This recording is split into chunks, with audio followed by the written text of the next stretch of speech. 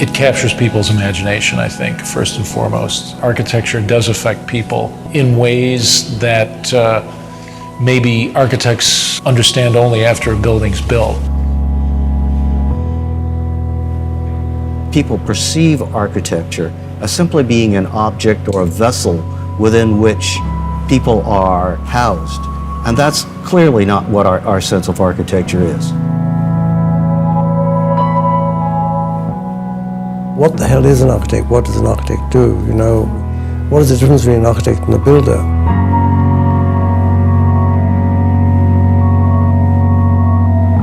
We concretize the world. We take human activities and we make manifest the physical structures that accommodate all manner of human activity.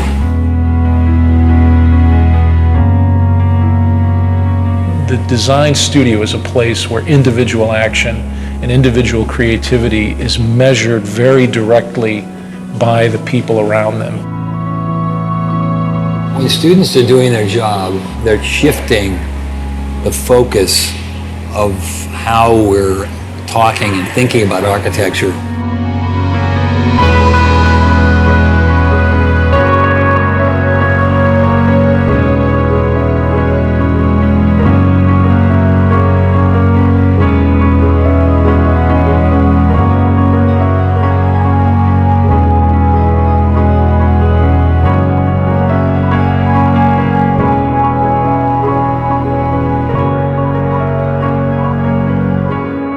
Before you kind of come to architecture school, you sort of have this idea about objects and things like that, and then once you get here, it becomes all about space and all about occupation. And people sort of see a lot, architecture sort of sculpturally, and there's a point at which you stop dealing with objects, sort of things to stare at, and you start dealing with occupation.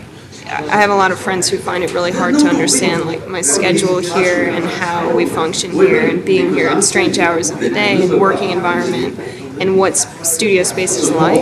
And the way of working too, you know, that's really important. Yeah. So, and also the idea of being critiqued. Like being critiqued is it's a foreign concept really, to a really business foreign student. Concept. Yeah.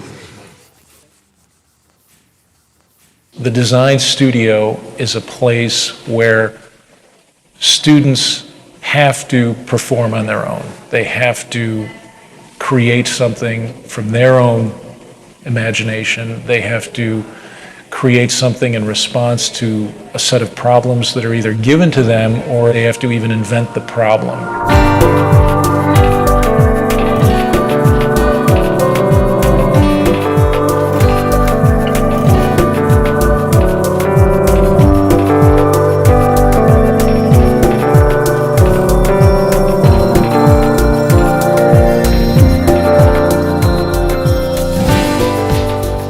There's no other place that you can get this kind of culture. And we've been together for 5 years, like the whole group, right? So we know everybody.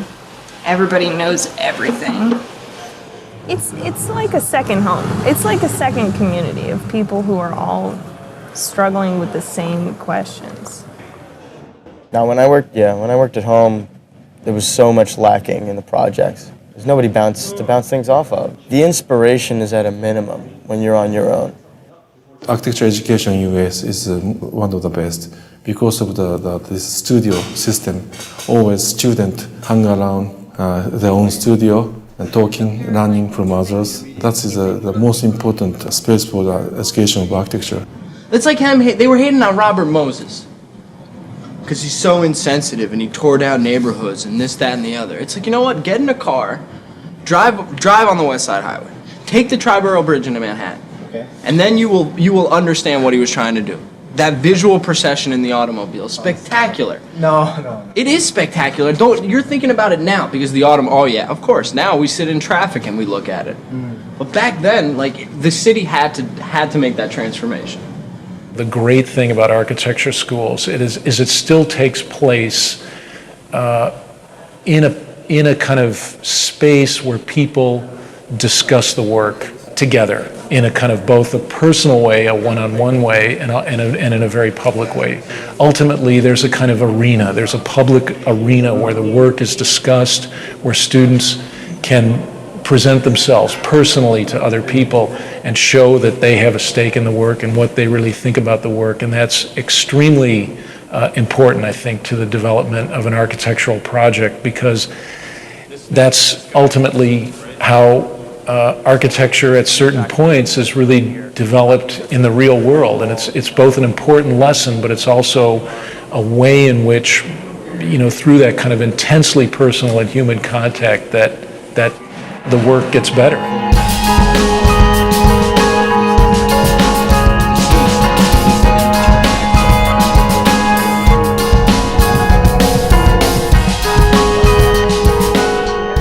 I think a lot of the culture of studio happens at the most random times, like the most random hours. I hope that, yes. I think the humor adds another level of energy, that you can bring. So you got moments where, we're all like joking around and we're doing the work and we're joking and we're vibing and whatever. Some guy will come in here like, well, that's why you guys don't get any work done because you're always doing the shit. And we're like, you. Go and do your project then and live in your little world by yourself. Because the humor brings the interaction and the interaction brings the energy and the energy creates an output between everybody, that we can all feed off of. Don't forget, Dave, the boss. Everyone stays late, everyone's hanging out and smoking cigarettes and drinking a lot of coffee and not really necessarily at your desk drawing or whatever. Architecture school is a really strange, specific environment. You can't possibly put that much work into something, like hours and hours on, one drawing or whatever, and make it be productive. You could tell an architect that it's due tomorrow and they'll put in the 12 hours and it might actually look the same as if they spent a whole week on it, I should have gone home earlier than I did because I just every 5 minutes I would take a little bit of glue and put it somewhere and then stop and figure out what the hell it is that I just did and then start over again. So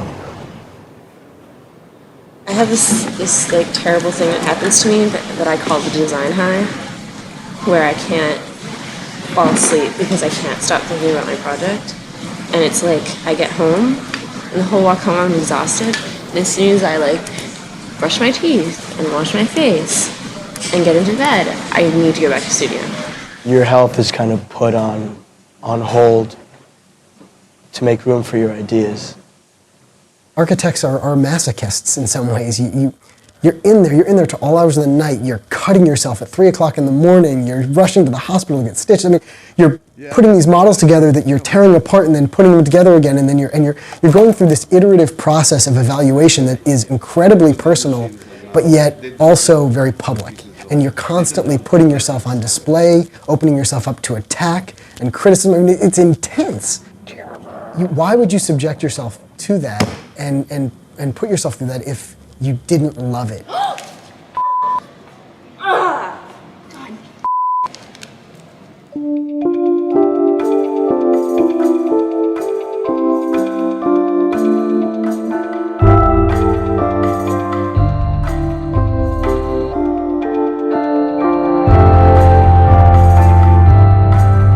That's a conceptual mistake. A structural system does not separate between each unit. Usually the span of structure encompasses 3 or 4 units. Or maybe more. Well, I understand, but I don't see why that has to necessarily be the case, especially. It necessarily be this case. It has to be this case. I understand that I don't have to, but I think it's important for the, It's for wrong. the resolution. It's fine. It's wrong. Why is it wrong? Tell us why it's wrong. Economically. It's not wrong. Systems. We could critique his whole project in terms of the economy of but it. you done. Basically, they're these walls, Dan. In terms of his diagram. Yeah.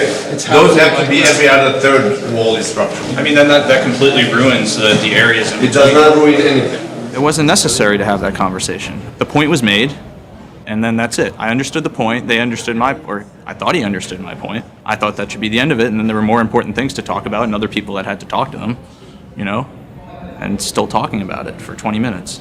One thing that I always have an issue with is students get so frustrated if they don't have a good critique. I think they misinterpret what a good critique is. I mean, by definition, it's a critique, it's a criticism. So if you go into a critique and all the critics, all they can do is blow hot air up your ass and tell you how great the project looks, well, that's still not, to me, that's not a good critique. They didn't criticize anything. To me, a good criticism is if you can inspire enough thought based on what they see and what they hear. If it inspires enough thought, then they will criticize. Not criticize in the sense of attacking. They're going to criticize because whatever you showed them inspired enough thought that they have their own opinion about the thing now. That's a criticism. I'm not gonna argue with you because I have a feeling it wouldn't be productive. We could go on all night. We could. I know that's not the point. You We're would trying stop to- and listen occasionally. We'd be able to find, some resting spot here where we're kind of talking about the same thing, and you allow us to help you.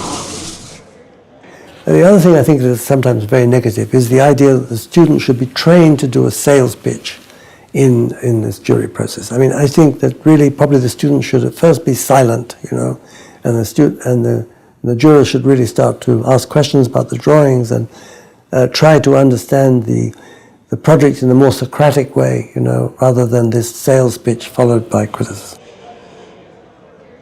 If you're a smart architecture student, you're listening very closely because you're not only interested in how that work is coming out of you, but also how other people are seeing it.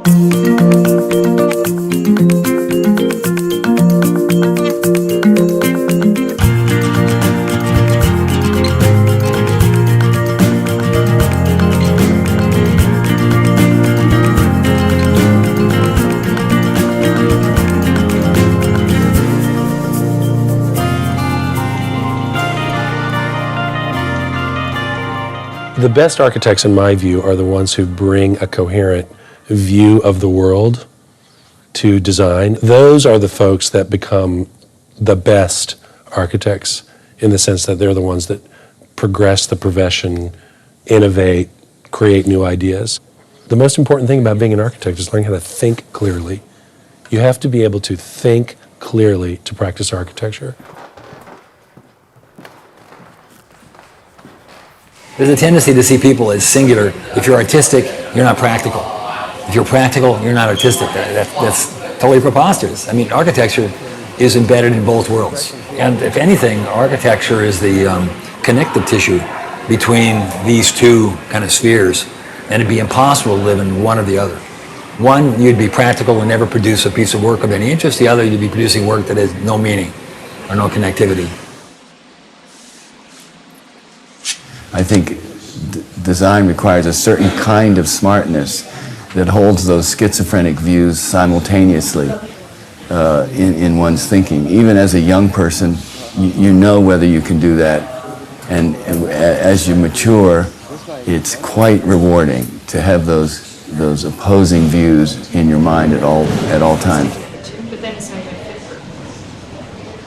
There's not just one role for an architect. There are all different kinds of contributions an architect can make in the culture. The question of what's a good architect, I think that there are many different perspectives that come at a project as it's developing. And what's important for the architect is to be able to listen to people outside of themselves and take that and then give something of themselves to a project and make something incredibly unique and wonderful.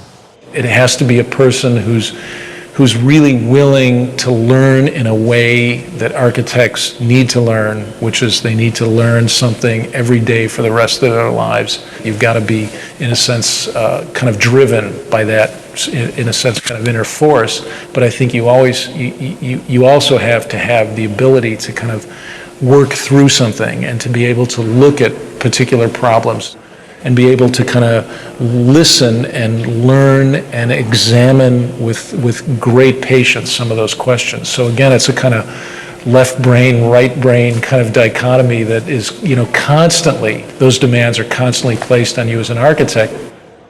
There are other disciplines that bring other things to the table, but I think our ability to envision or imagine something that is not there, it's almost spooky to people. This notion that you can look at a site or look at a parking lot and see a building there, I think it's extraordinary. It's an extraordinary skill, and we are one of the few disciplines that can do that.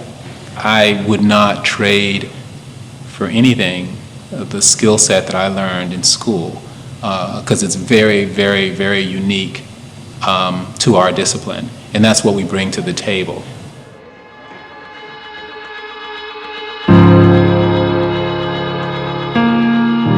I don't believe schools of architecture, either historically or today, have particularly prepared young architects for the realities of architectural practice. Again, referring to this notion of a safe space where one can fail, where one can push the envelope in a sense. I think the academy always needs to be that. In a certain sense, you're a bit freer of the constraints of the real world. We need to understand that those constraints also have to be brought into the academy so students can begin dealing with them and dealing with them in an inventive and creative way. I think the academy should be a kind of idealized space, but it also has to be a kind of laboratory, a testing ground for the real world. And I don't think we're so good with the latter. I mean, we are still that ivory tower. Sometimes I think we lose a little bit of the reality of what our job is and what our profession is really about. I think people really forget the reality of what it's going to be like to be working as professionals. Architecture school is really unique because it's probably the only time that many of architecture students get to work on their own projects, because after that architecture is basically a service industry. I think that the profession is a lot different from the education in that you never work alone. It's hard to design an entire building by yourself. There's always other people that you have to network with or design with or consult. That collaboration is not usually present in school, which is a good thing and a bad thing, because during school you're trying to develop your own sort of way of working. You're very fast and you always predicting what I'm going to say. Their education is not preparing them to become kind of architects in the full sense of the word architect, being both poets and practitioners. They are wonderful, they're talented, they're smart. The tragedy is that the students are not sufficiently prepared to be independent thinkers. If they either function at the poetic level or they function at the pragmatic level, the two shall never meet. So we have to kind of help them put those two together. Do like a series of overlays where you'd start to see like if there's different spaces like this, how they would interact. So the walls are they're retaining walls. They're retaining earth. They're retaining memories. It's like an earthwork, yeah. But like if you give me a word like that, we can respond to it. Right? Let me ask you this: why are they working just to put these things? They're making things. Yeah. Right, and they're making things because they want to create something of value, right? Mm-hmm. Why do they just want to put it in storage? Do I think I might not be an architect? Sure. The likelihood that I work in an office after I graduate is pretty high, though. I don't think that people have to be stuck there for like 3 years and then get their license and then they do their own stuff. I want to start doing my own stuff and work in an office. I look forward to seeing what's going to happen. I'm excited to see what my signature ends up being. I want to teach and I want to write and I want to work for a firm that will let me do all of these things. I want to get some experience in a larger firm to see how they work and see how they operate. Do that, and then hopefully the long-term goal is to, start my own practice. The remarkable thing to me is how optimistic students of architecture are, how they sustain that optimism. And again, it's almost a bit like an actor or actress, that they still cherish that belief that they're going to break out of the chorus line in some way, even though the reality, as it is on Broadway, is very, very different. In part, it could be how they very quickly imbibe this notion of the star architect and this belief that, against all odds, that they might be able to make it. Well, today I think a lot of people, when they think of architecture, they think of architects. They think of the handful of brand name architects that they might have heard of, which to me is rather limiting. People only know Frank Gehry, I mean, there's other architects out there that are doing better work, greater work, more important work than Gehry. The problem is that the way we teach architecture right now is we sort of train everybody to do that exact same thing.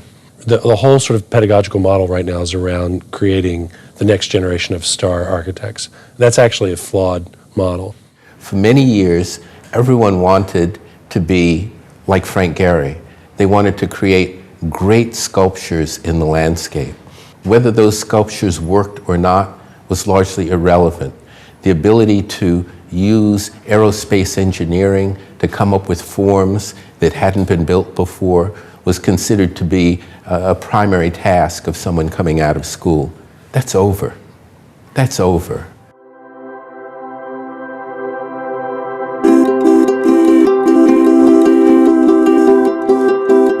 I would argue that this current generation of beginning students of architecture have the capacity to reshape a world like we've never seen before.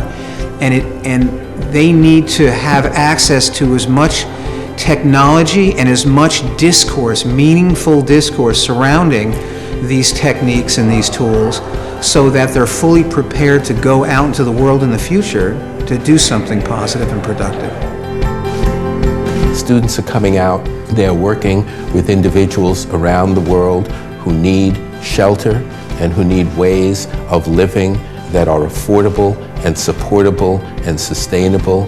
The students themselves have been pushing to force faculty to think differently about the way faculty see the environment, use the environment, and create objects that serve not just the aesthetic interests of the architect.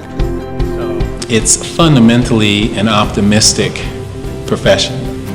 You don't go into architecture if you're a pessimist, if you don't actually believe that the world can get better. So I think you've got a bunch of optimists that go into this design profession who actually believe that their buildings are going to make the difference in somebody's life. I think that the built environment is something that people have such an appreciation for. If you don't care about this, then like what do you care about? It's about understanding human behavior, human desire, human want. Architecture is what you experience in your daily life on the street, the space of the street, how you navigate the street, how you relate to the buildings around you. People tend to think architecture is done for and by other people. It's, it's also done by you if you decide to maybe put a new window in your house or change the traffic flow in your house or your office. At architecture school, you got the freedom to, you don't like something, do something about it. That's what they told you for 5 years. Do something about it. Doesn't matter what, just do something about it. The school is kind of about a way of thinking, and what you're going to do in architecture school is not what you think it's going to be, That you're not going to go in there and be designing colonial homes and things like that. We don't just need shelter, we need atmosphere, and we need to be inspired. I think one of the most important things you can take from this school is not to lose your ambition. It's not just, 4 walls and a roof. There's more into it. There's like a life to it that I think we get here, and we should really take with us everywhere you go. Gonna come to architecture school. I hope you understand the creative process. I hope you understand the transformation that your mind and body and psyches is gonna go through. Because there is nothing absolute about this.